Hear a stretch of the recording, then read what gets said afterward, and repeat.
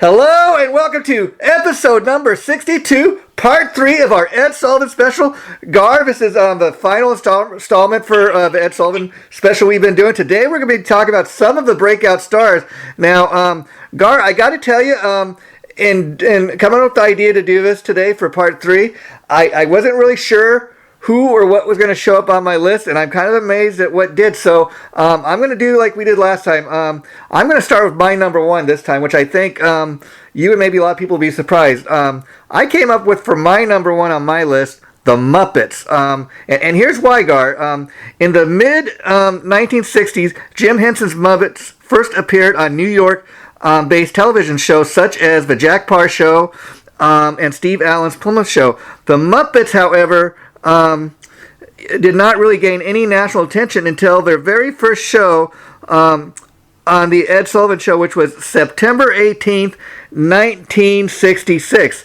The Muppets appeared on the Ed Sullivan Show, Gar, for a total of 25 times. Jim Henson found a permanent home for the Muppets on Sesame Street when Sesame Street premiered on November 10th, 1969. Now, let's just think about this, Gar, for a minute. As we stated in the first two parts of this episode, the Ed Sullivan Show is really a variety show. And what was interesting last time when we came up with our top 5 list, they were all musical performances, and that was not something that you and I discussed. It's just kind of what ended up being. And you know, number one on my list for breakout stars this time is the Muppets. I'm talking about, of course, puppets. I mean, think about that. Well, I couldn't agree with you more, because your first pick is the true definition of breakout star. Yeah. Because what you're talking about is the 1960s is before the Muppets were on Sesame Street, and most of the public only associates the Muppets with Sesame Street, but they don't really, very, very few people remember, the fact that, they actually had to gain traction, before they became part of Sesame Street. Yeah. And the way that they gained traction was on the Ed Sullivan Show, and they were such a, it really became a no-brainer, because immediately the producers of the Ed Sullivan Show realized that this was a really super popular act, and that's the reason why they had them back so many times. Yeah, and let's think about we're talking about lovable puppets, and that's something that even to this day, the Muppets, when we're talking about the Muppets, it's loved by everybody. It's loved by the older generation. It's loved by people just discovering the Muppets today. It's loved by kids of all ages. So going back to the Ed Sullivan Show, it was a great place to kind of launch that. And that is exactly why, Gar, they made number one on my list here for the breakout stars, because I got to tell you, before doing my research for this show, which is something I love about what we do here with these episodes, is just like you said, my knowledge of what the Muppets was from Sesame Street. I had no idea that they had really kind of got their premiere and their launch on the Ed Sullivan Show. And if you look at you can go on YouTube and check out some of the episodes that feature the Muppets of the Ed Sullivan Show. And it's interesting because it was the Muppets in their infancy. What I mean by that, you don't have any of the beloved characters that we all know and love today.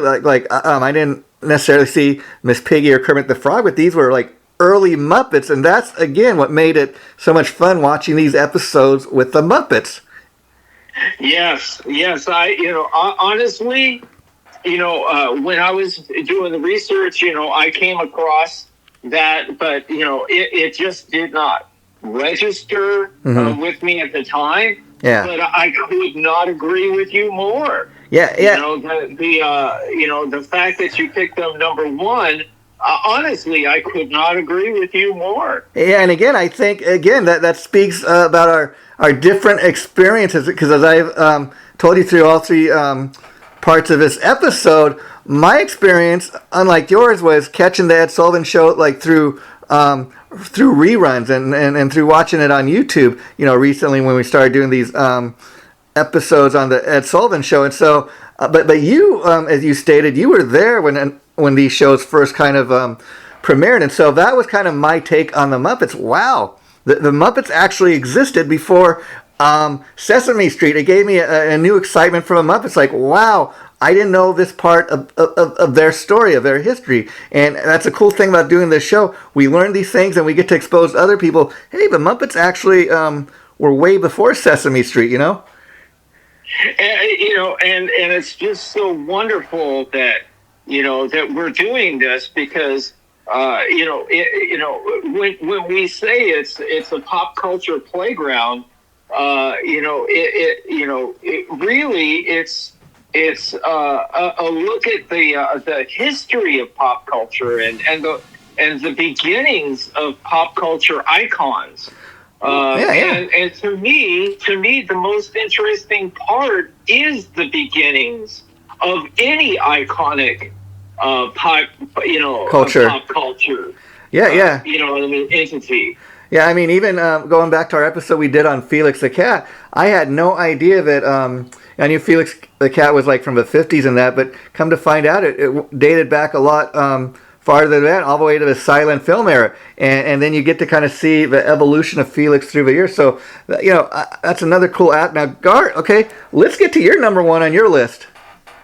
Well, because I look at it through a little bit of a different lens than you, and I think it's a perfect pairing between us. Sure. Because what you bring to the table is through the lens of the person that didn't grow up during the time period and became endeared to it, just because through reruns.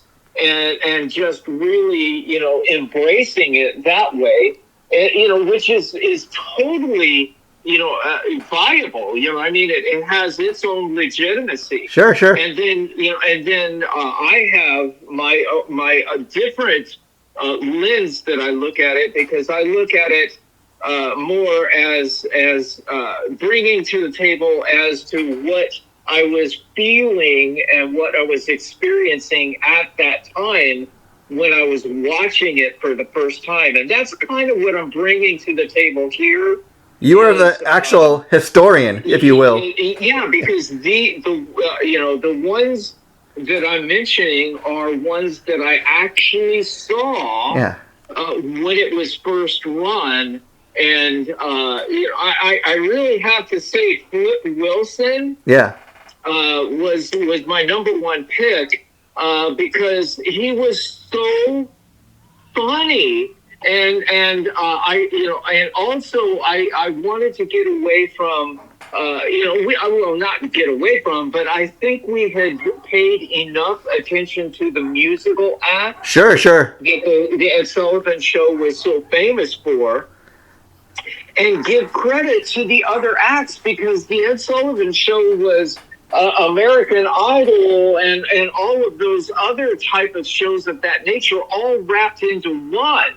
America's Got Talent, where it's not just musical, and you know what I mean. So Ed Sullivan was way before its time. Sure. And the fact that it really was all of those shows all wrapped up into one. Yeah.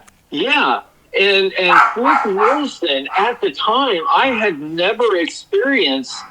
I was so young. Sure. You know what I mean? Because I'm elementary school age, and yet I just remember just seeing him for the first time, and the devil made me do it, and all of that stuff. It was just so funny. He was such a really polished comedian, when he was just kind of like getting his, start in popularity from the Ed Sullivan Show, because, his popularity took a huge spike after he appeared on the Ed Sullivan Show. Yeah, it's funny, Gar, when we went into this, I actually immediately thought that Flip Wilson was going to make my list, and he didn't. And here's why. Now, because when we had done our 3-part episode on The Tonight Show, we, of course, had learned he appeared many times on The Tonight Show, and we actually learned in our research for that episode that Flip Wilson first kind of came to fame, as you're saying, on the Ed Sullivan Show. Now, the interesting thing is, in doing my research and going up on YouTube, I could not find a single episode with Flip Wilson. Yet I read plenty of articles that he was on the show, and so that kind of led me to think. Now I kind of wonder now, could that be because, again, the Ed Sullivan Show is celebrating its, I believe, 75th or 76th anniversary. And technology being at what it was, maybe some of those older shows that did feature Flip Wilson, maybe they weren't up to snuff, enough for people to kind of view. So that was an interesting aspect of this, because I read plenty of stuff saying that, in fact, he did get his start on the Ed Sullivan Show. Well, and that's the thing for me, because, I was at home and I actually caught it. Yeah. I mean, he was very polished by the time he made it, on the Ed Sullivan Show. But, from that, from the 60s on, going into the 70s, he wound up becoming so popular. He had the Flip Wilson Show, which I remember, watching that on a regular basis as a kid growing up, because his TV show was really super funny. Yeah, and again, I think you make a very great point, because not only did I come across many articles talking about Flip Wilson on Ed Sullivan Show, but we of course know after Ed Sullivan he made many appearances on The Tonight Show, but I dare say that he never would have appeared on The Tonight Show or had his own show had it not been for him appearing first on the Ed Sullivan Show, because that's where people first saw him, and kind of along those lines, Gar, again, in doing my research, I was amazed to learn that Bob Newhart, comedian Bob Newhart, of all people, that's where many people first saw Bob Newhart for the first time do his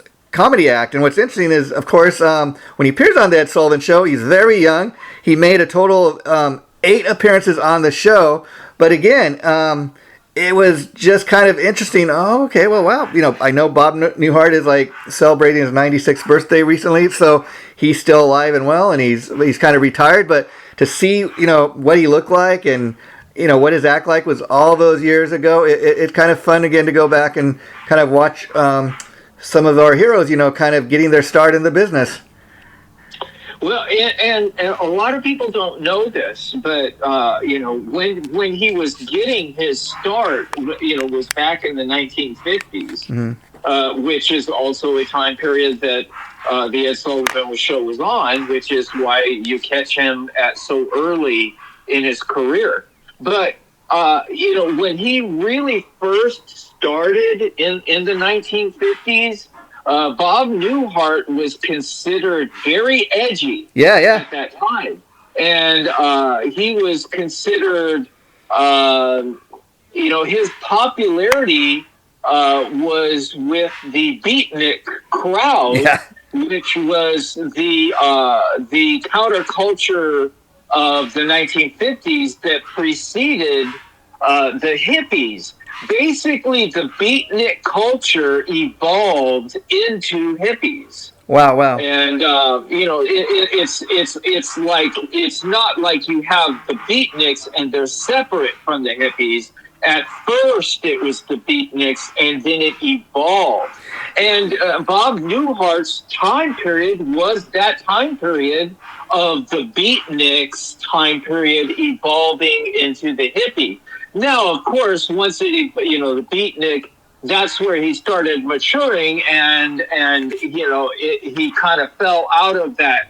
But his initial popularity was within that crowd. Yeah, and here's the interesting thing. Bob Newhart appeared on the Ed Sullivan Show for almost the entire run of the show. I think Ed Sullivan Show ran until 1974. It said he appeared on the show from 1960 and then from 1973, and then also during that time he appeared on the Judy Garland Show, of all things, in 1963, and then he was on the Dean Martin Show from 1965 to 1974. So he's appearing on all these kind of different kind of TV shows back in the day, kind of variety type of shows, and then eventually he would of course get that show. I think it was in the late 60s, early 70s, the Bob Newhart show. It was a great family kind of comedy. He played a psychiatrist, and of course Bob Newhart's always kind of had kind of a dry humor, but most people got it, and it was very funny. And then in the 80s he would have success with Newhart, where he's an innkeeper and had all these funny characters. And of course probably the most famous of the cast next to Bob Newhart were the three brothers. Hi, I'm Larry, and this is my brother Daryl, and this is my other brother Daryl. But he's somebody that continued to have a career up until the 80s, and he's still here today, like I said. But again, I dare say, had it not been for first appearing on the Ed Sullivan Show, people would not even know who Bob Newhart is. And it's interesting enough that I was reading that Bob Newhart was quoted as saying that he remembers before he got in the business watching the show, and he's like saying that you'd see somebody on that show, and the next thing you knew, they were a star. That's the kind of power that show had, Bob Newhart said. Yeah, well, and that's why everybody wanted to be on his show. He was. I consider the first of the kingmaker. Yeah. You know what I mean? So to speak, for the entertainment industry. I'm not going to say that it didn't exist before that, but on my radar, he's the first one to come up. You know what I mean? Yeah. There's plenty of time before I was even walking this earth, so I can't really speak about what was happening, in the world, before, but. He really was, a kingmaker at the time, which leads into my next one, because the truth of the matter is he had a lot to do with the Smothers Brothers gaining the popularity that they had and transforming that into their own TV show. Oh, Gar, not to be rude and interrupt you, but you are killing me. That is next on my list. Oh, yeah, well, that just leads credence to, the fact that the Smothers Brothers, because Ed Sullivan was the kingmaker with them too. Yeah. You know what I mean? And this also leads to that whole thing about the beatnik culture transforming into the hippie culture, because the Smothers Brothers, with Tommy playing the guitar, and and Dick Smothers playing the bass, the stand-up bass, that is the beatnik culture, because the beatnik culture was all about folk music, which is what Tommy and Dick Smothers were representing at that time period when they were, making their debut on the Ed Sullivan Show. But that's really, you kind of get a visualization, because that is what the Smothers Brothers represented, in the very beginnings of their career. Look at them and think Peter, Paul, and Mary. And all of the other folk music artists that were super popular before the hippie movement. And so that's the reason why I want to bring that up, is because, the Ed Sullivan Show also kind of chronicles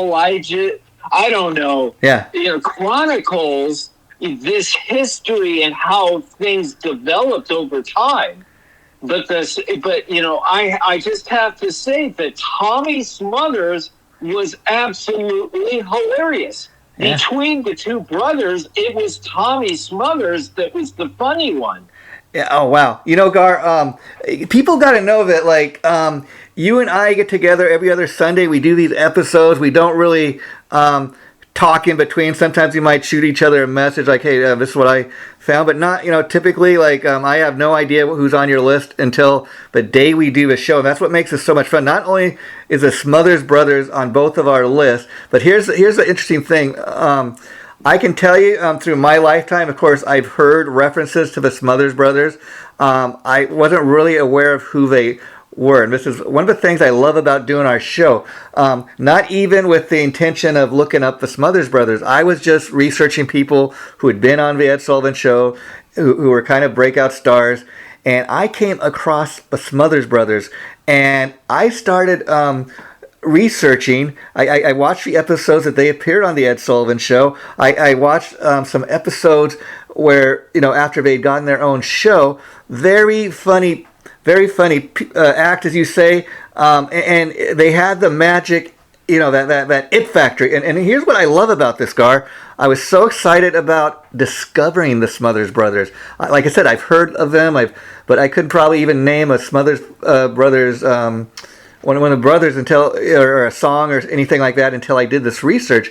And I kind of discovered these guys, researching it for this episode. And I'm like, right away, this is one act we got to include. Oh my God! Dive in more and do more research on them, because I'm telling you, Tommy Smothers was so funny. Yeah. Oh yeah. I mean, he really. It was kind of like the popular thing at that time period was pairings. Jerry Lewis and Dean Martin. Yeah. Jerry Lewis was the funny one. Yeah. Dean Martin was the straight one. And there's all kinds of, there's Bob Hope and Bing Crosby. Bob Hope, the funny one. Bing Crosby, the straight man. Yeah. And that's exactly what the Smothers Brothers was doing. Tommy was the funny one, and Dick was the straight one that would kind of feed the intros to the whatever the comedy thing that Tommy was going to say that was going to be so funny. So the straight guy kind of leads into the joke, and then the joker actually tells the joke. Yeah. In fact, that's how the straight man, funny guy man works. Yeah. In fact, Gar, you're absolutely right. I plan on further researching the Smothers Brothers because I really do believe there's a future episode here. Now, just to really kind of put a stamp on how special the Smothers Brothers were. The Smothers Brothers, as you said, Gar, were an entertainment duo. They were American folk singers, musicians, and comedians. And that's another thing that I really loved about the act, that you could not really kind of pin them down and say what they were. They were definitely a musical act. They had a little bit of comedy. And so it was a little bit, and then there's the fact that they were actual brothers. It's said, now, as you said, the Smothers Brothers consisted of brothers Tom and Dick Smother. Tom on acoustic guitar and Dick on double bass. Tom Smothers was the older brother, and his catch line was, "Mom always liked you best." Dick was the straight man, as you said, Gar, and he acted superior. Well, and it's so funny because, that was part of the comedy too. Yeah. Because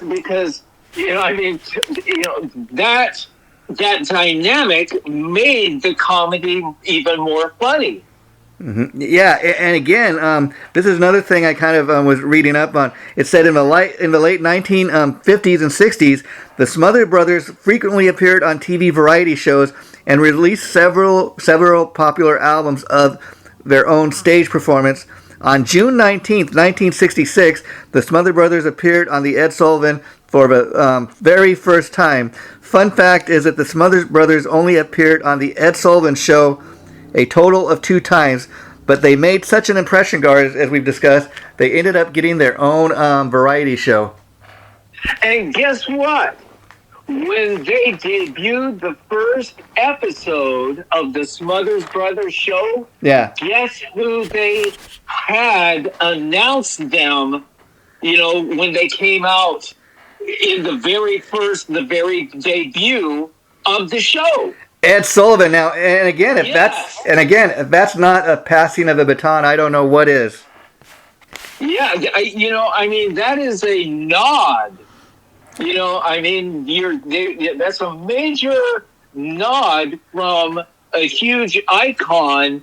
You couldn't ask for a better maiden voyage send-off.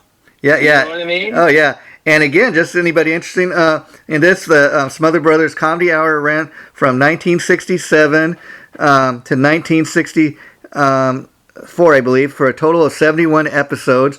And so, again, they had to be included, I think, here because, again, I just love the fact that I heard of the Smothers Brothers, didn't really have too much of a clue on anything about who they were until doing the research for this, and I kind of discovered, wow, these guys are really something special. And like you said, I'm going to go back and research, and I think I may go, buy a couple of their comedy albums, check it out, because again, that's another aspect of this, being able to merchandise their show and what they did. I love the fact that they're a musical act. They got comedy to what, I always love laughing. So I thought, wow. And the fact that they, some of these other acts we mentioned, like, the Muppets, for example, went on to appear like 25 times. They only appeared twice, and they got their own show. And if that's not a breakout star, Gar, I don't know what is. Yeah. Yes. They and it's so funny because by the time they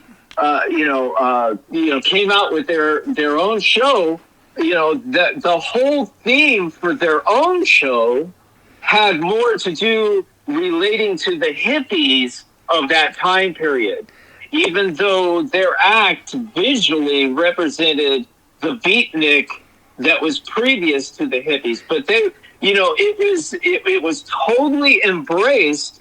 And, one of their characters on the show was Pat Paulson, and a really funny, popular part of that show, running gag, was Pat Paulson running for president. Wow. Pat Paulson for president. Wow. Pat Paulson. Literally, that whole Pat Paulson for president just springboarded and became so popular that it even reached out of the show and had a life of its own at that time. And a lot of people had forgotten about that. Wow. Literally, Pat Paulson for president came out of the Smothers Brothers show and actually had a life of its own away from the show.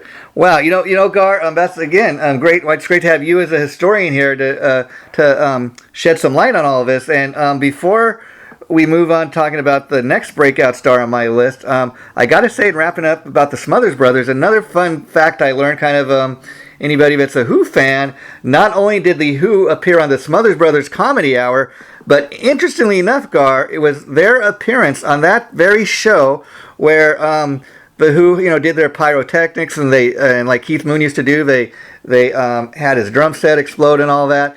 And as a result, I'm so rude right now because I'm cutting you off. Go ahead. And I really apologize for the rudeness. Go ahead. I saw that episode when it aired for the first time. Wow. And that was the first time a band had destroyed their equipment on stage ever. Yeah. The Who doing that on the Smothers Brothers show was the first time a band destroyed their equipment on stage at the end of their show. And here's a fun fact. I don't know if you realize this, Gar. As we all know, all these years later, Pete Townsend, of course, suffers horribly from tinnitus, which is awful ringing in the ear. And it's because of the band's very appearance on the Smothers Brothers Comedy Hour that that's where he started having issue with his ears and stuff. Was because of actual appearing on the Smothers Brothers show. So again, I guess a learning lesson, Well,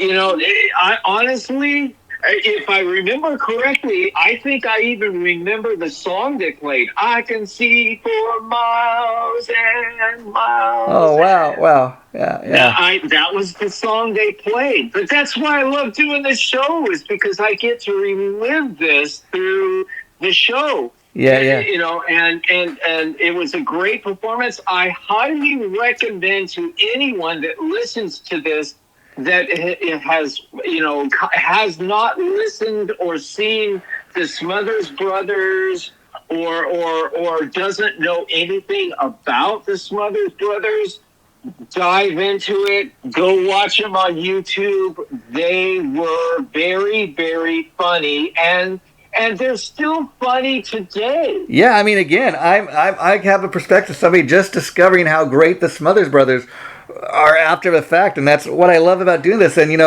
the final thing I'll say on the Smothers Brother, Gar, is I don't know if you got a chance to check it out, but I'd send you some video clips that I came across, and I sent you something of the Smothers Brothers episode where, of all people, they had Steve Martin come out as a guest. He was actually a writer on the Smothers Brothers Comedy Hour. That's where he got his start.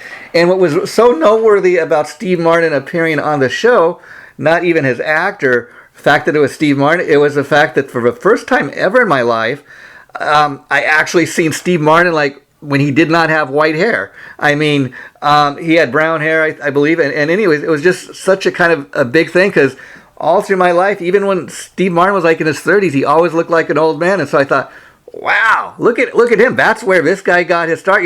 Again, further proof that life existed before we did. That fact that my knowledge, Steve Martin got his first big break on Saturday Night Live. Come to find out, that's not the truth. That's not the case. Well, I mean, it kind of makes you think that, because we had always seen him with the white hair. Yeah. And because his hair color changed like that at such an early age. Yeah. You know what I mean? That we think that it would be not too far off to think that if you looked at his high school pictures that he had white hair. Yeah. That's what I mean? But, but there was a time, and it is kind of shocking to see that there was actually a time that he didn't have white hair. Yeah, and like many comedians before him, he got his start in the business actually writing jokes for other people, and so that's pretty much a fun fact. Now, the one musical act that does appear on my list, Gar, at number 4 is Sonny and Cher. I had that on a standby list. Yeah.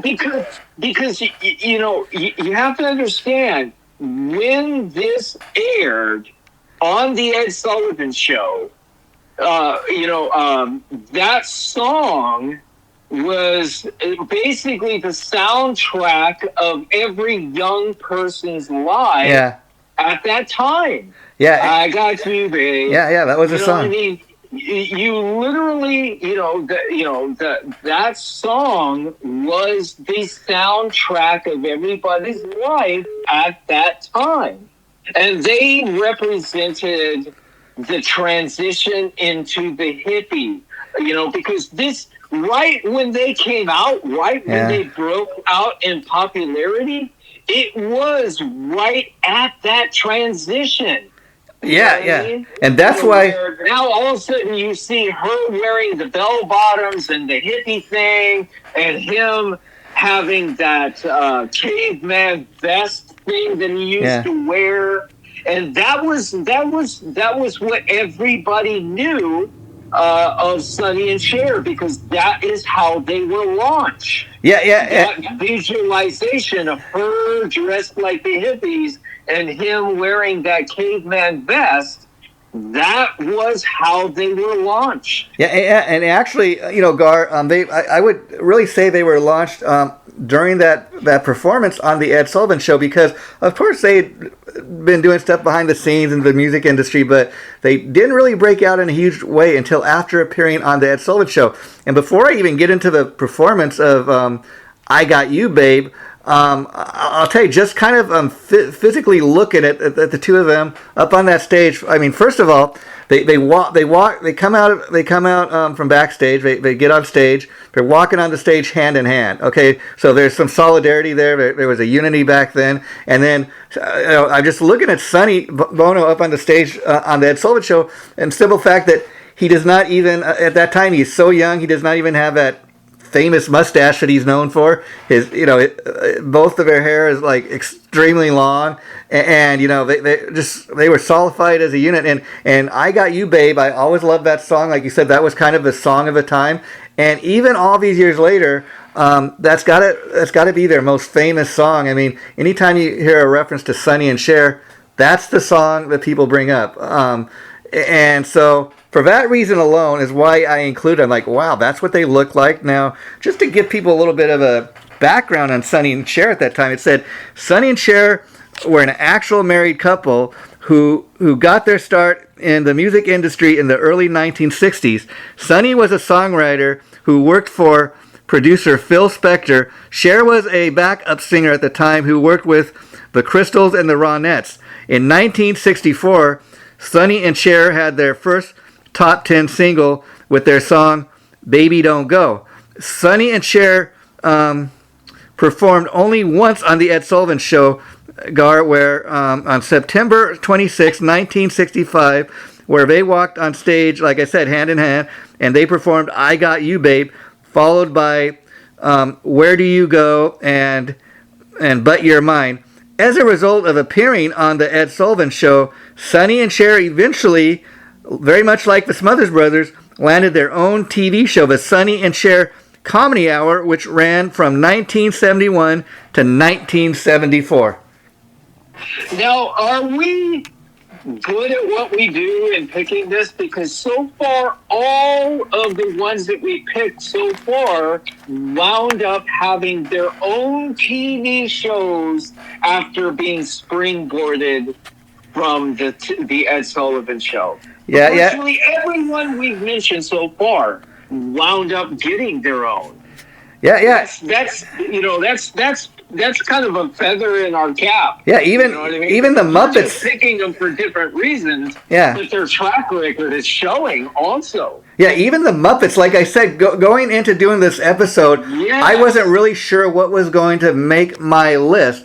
I kind of researched it and came along these acts, and of course, except for the Smothers Brothers, these were all acts that I had heard of, that I was aware of. Now, I really enjoyed kind of discovering the Smothers Brothers, as I said, Gar, but that was another thing that I immediately picked up on.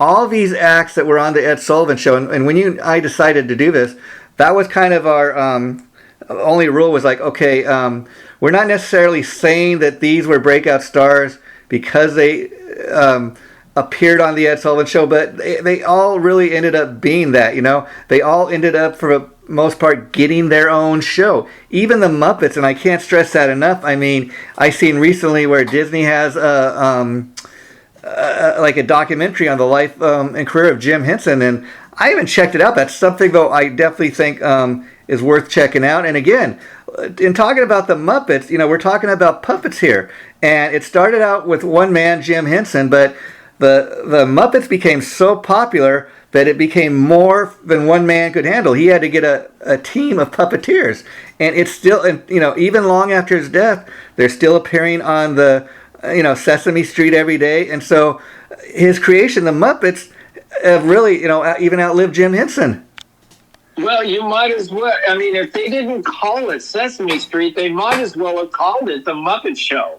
Yeah, and the only reason the Muppets, it really was the Muppets Show, even though Jim Henson created that. Yeah, because Sesame again, it's another breakout star that wound up having their own show from the success from the Ed Sullivan Show. So it's really. When you think about it in those terms, we're really hitting home runs here. I think so, and that we're picking. Not even knowing that these were going to be the ones that ended up on our list. And and talking a little bit more about the Muppets, like you said, Sesame Street existed long before the Muppets ever appeared on an episode. But let's be honest here, Sesame Street got a lot more popular with the addition of the Muppets, and of course, since Jim Henson has passed away a number of years ago.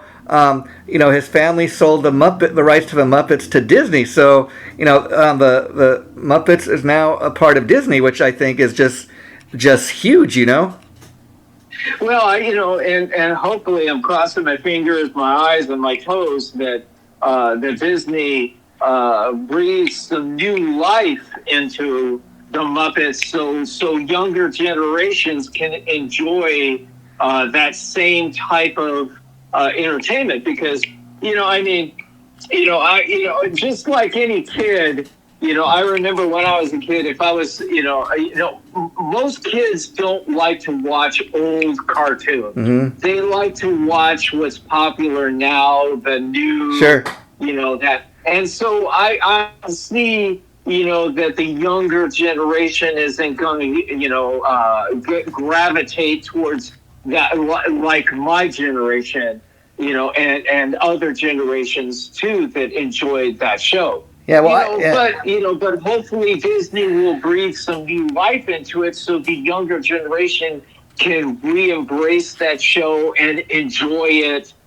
How it's manufactured to appeal to the modern young generation. Yeah, and I dare say, Gar, that's the job of shows like, The Time Machine. And I hope, too, by having, like, this documentary on Jim Henson, it will give new life to the Muppets. People check out the documentary. Oh, I want to check out, what are these Muppets? And they actually did have the Muppet Show. So I think that has a huge part why they can't call Sesame Street the Muppet Show. They used to at one time have a weekly show. They were so popular, and all these things we've been talking about, all these breakout stars, we're gonna have to break it up a little bit. I do see future episodes on all these acts that we've done. I mean, I've been wanting to do one for the longest time on the Sonny and Cher comedy hour, but I love the fact that we did this episode first, because they're appearing on Ed Sullivan actually kind of predates them having their own show. So I think it'll give a little more education to people on how these people were able to get their their own shows. And it's very interesting, Gar, because again, when I went into doing part 3 of this episode, I had no idea who's going to be on my list. Yeah, well, my next one, because we had been doing so much, previous to this on musical acts, yeah. I wanted to give credit. Other talent, it's credit due too. I'm glad you did. I just cannot, pass by this particular one because, I watched this performance, as a kid, for the first time on the Ed Sullivan Show, and I was literally electrified. You know how in our episode 2 I had brought up how electrifying Ike and Tina Turner's performance yes. on the Ed Sullivan Show. It was electrifying. Well, this next one was every bit as electrifying and as exciting as Ike and Tina Turner's performance, and it was James Brown. Wow, I bet, yeah. Oh my God! From the second he walks out on that stage, I remember as a kid, I had never seen anyone dance like that before, and it's actually that dance that springboarded him into popularity. Wow. Not to take anything away from his music and everything, because all of that, is iconic. His musical abilities, everything that he was doing. But the thing that got everyone's attention was how he was dancing and his feet. Yeah. It was literally electric. Yeah. I gotta check that out. But James Brown, I don't doubt any performance I've ever seen by him. The dancing was a very big part of the act. The singing, obviously, the way he talked. I mean, even his music's got everything from old time blues, rock and roll to R&B, everything in between. He was another guy that you really could not pin down. Yeah, it's his feet. Yeah. I mean, I remember after this too. I was watching a beach blanket, Annette Funicello. Yeah. Okay. Movie, and James Brown did an appearance in there. And what did they do when he did that appearance? When he first hits the stage and starts doing it, the camera zooms in on his feet. Oh, of course, yeah. And I remember that, because it's just, when you look at his feet, nobody at that time was dancing like that at that time. Nobody. Yeah, and he introduced that to the public. And at the time, it was somewhat controversial because people were like, what is he trying to do? But we got to remember, before there was ever Michael Jackson and Moonwalk, James Brown was doing his thing. And I dare say that probably even James Brown and Little Richard probably had an influence on, Michael Jackson, what he was doing. I don't have any proof of it, but you're 100% right.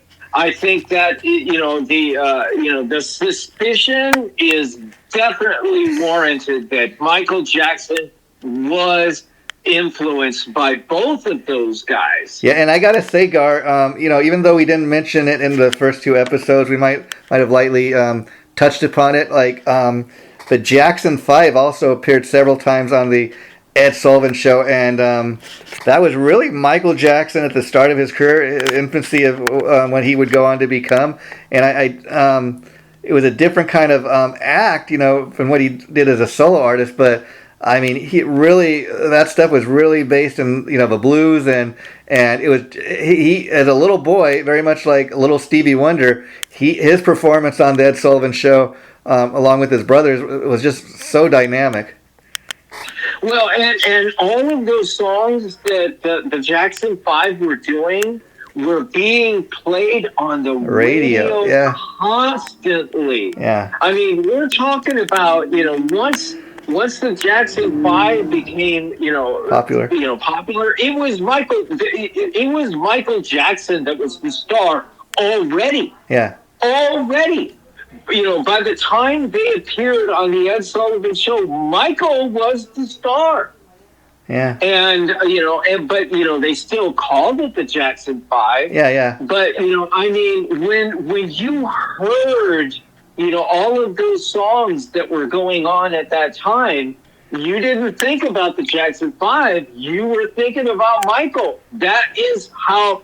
As a child, that was how captivating Michael was at that time. He was already separating himself from the other Jackson brothers. Yeah, I don't think at the time necessarily he even knew it or he even was aware. It was one of those things that just kind of happened on its own. And then I dare say that the vultures in the music industry start coming out. Hey, Michael, why don't you ditch your brothers? You don't really need them; they need you. You could go off on your own and be bigger and better. And that's eventually kind of what happened. But again, you go back to the Jackson 5 appearing on the Ed Sullivan Show, and that's really the first place many people saw them performing for the very first time. Yes, and it's another iconic, legitimate, a breakout star. Yeah, and legitimate breakout star from that show. So, virtually everyone we're mentioning today is a home run. Not just a home run, an out-of-the-park home run. Yeah. That is, really, they are all breakout stars. Can I mention my next one? Sure. Let's hear it. Rodney Dangerfield. Oh, wow. I was just getting ready to mention him. Another one I definitely deserves an honorable mention. But yeah, I could not believe when I discovered not only did he appear on the Ed Sullivan Show, but I'm like, wow, he went that far back. I didn't realize, And the reason why his, most of his comedy and also the Smothers Brothers, why their comedy is still funny to this day is because their comedy was centralized around, experience with family members. Yeah. You know what I mean? Yeah. And because it's experience with family members, that type of comedy is timeless. Yeah. It doesn't have an expiration date. Yeah, and yet again... But there are other comedians that became very popular in other time periods, but when you go back and you listen to them, they're not as funny today because their comedy is centralized around things that were happening at that time that now when you're, fast forward into the future, we don't know anything about that. We really we don't get it. You know what I mean? Because it's not something relevant to our time period. And both comedies are very funny. Yeah. But one has an expiration date and the other will stand the test of time. Yeah. And the Smothers Brothers and Rodney Dangerfield are both those type of comedies that don't expire. Yeah, and most people, there's some people listening to this, Gar, that will sit here and argue and say, well, I don't know if Rodney Dangerfield's necessarily a breakout star, because they'll say, well, he just had the one movie, Back to School, but here's why he deserves to be mentioned. And I would say he's a breakout star because even though he may not have had the huge career that these other artists had that we have mentioned, the fact that he dates all the way back to the 1960s and appearing on the Ed Sullivan Show, and the fact that very much like we were talking about Steve Martin, going back to when he appeared on Ed Sullivan, he looked very much like he did in the 80s, and so he had the same look, he had the same act. He went on to also have a couple HBO specials. So again, he had a career after the Ed Sullivan Show. So again, I think he's definitely deserves a mention here. He was funny, and his sense of humor is timeless. Yeah. And some of it has to do with relevancy of the time period, yeah. But most of it really has to do with his interactions with his wife, and and when you have comedy that people can still relate to because those dynamics still exist within families. Yeah. Then there is no expiration date.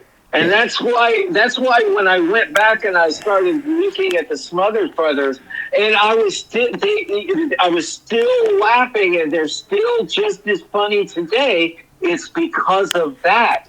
It's because the comedy, people can still relate to those dynamics even today because they happen today just as much as they used to happen back then. Yeah, and I think the Muppets and the Smothers Brothers are great examples of breakout stars for the simple fact that not only were they popular enough to bring back on the show more than once, they are that popular. People, there must have been a demand. People say, "Oh, we want the Muppets to come back on the show. We want, the Smothers Brothers back on." It was like a guaranteed kind of hit, if you will. Like, okay, let's have those guys back, and eventually they got so huge that they ended up with their own shows. Well, I remember well. Yeah. I was watching all of these shows. I was watching the Sonny and Cher show when it was on. I was watching, the Smothers Brothers show when it was on. And, at the same time, there was another show that was going on that was super popular called Laugh-In, Rowan and Martin's Laugh-In at that time. Yeah. And all of these shows were really super popular at that time. And it is a real honor to be doing this time machine, because it's almost like I get a goosebump reliving these moments that I experienced when I was in elementary school. Yeah, and Gar, the 60s is my elementary school years. Yeah, Gar, this is a perfect place to wrap up today's episode because I love the fact, in reference to the time machine, we've now done 3-part episodes both on the Ed Sullivan Show here and on the Tonight Show. It's interesting that we did the 3-part episode on the Tonight Show first because that's where we initially got the idea to do this, and it's been a long time in the making. But we initially learned in doing our special on the Tonight Show that the Tonight Show obviously came after the Ed Sullivan Show, and what ended up really happening was the Ed Sullivan Show kind of around that time kind of run its course, and once the Tonight Show came on, they were stealing kind of Ed Sullivan Show's thunder a little bit, and Tonight Show kind of got to a point where it took over the popularity of Ed Sullivan Show, and that's ultimately what led to the cancellation of the Ed Sullivan Show. And of course, Ed got sick with cancer, so that played a role in that. But it's interesting to have, done 3-part episodes on each of these, and I think we've kind of come full circle here. Well, when I was a kid, my Sundays was started with the Wonderful World of Disney. Wow. The next show was Mutual of Omaha's Wild Kingdom. And then the next thing was the Ed Sullivan Show.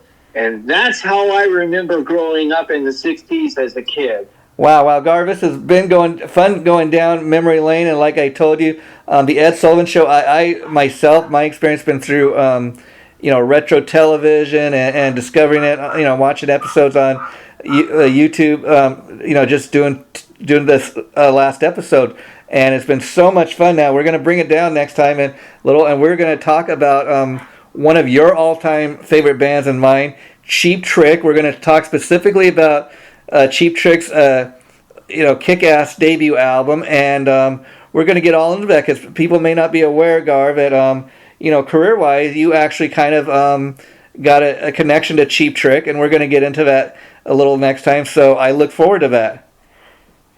Let's do it. Honestly, it's an honor to be doing this show. It really is, and I really have to thank you, Jason, for the initial interviews that we were doing, when you were just interviewing me as the lead singer of my band. But, now many years later, it's evolved into this. And I just can't thank you and anyone else that listens to this show.